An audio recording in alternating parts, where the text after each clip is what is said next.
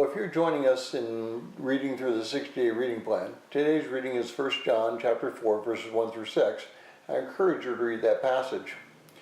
Those who were Christians in the late 3rd century AD and very early into the 4th century AD suffered a great persecution. You died for your faith in Christ, real honestly. But during this time, there was also a priest by the name of Arius who had a parish in Alexandria, Egypt. He began teaching that Christ was only like God, but not fully God.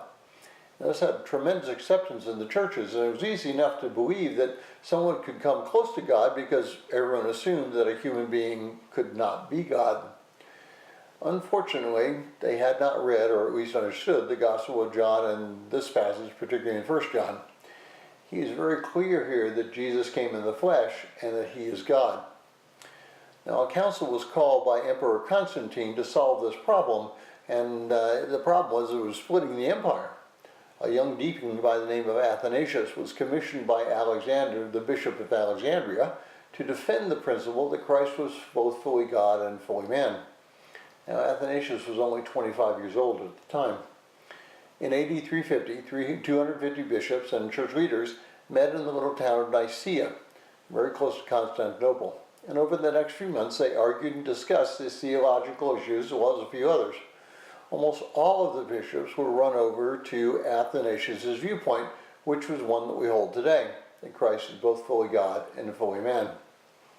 The resulting document from this council is called the Nicene Creed, and it's read virtually every week in many, many denominations. It outlines the fundamental beliefs of the church.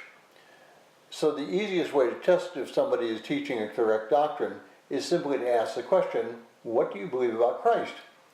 If they can't stand the test of biblical accuracy, and they argue that the scriptures do not reflect what the church believes or believed, you can take them tonight to the Nicene Council and to the Nicene Creed.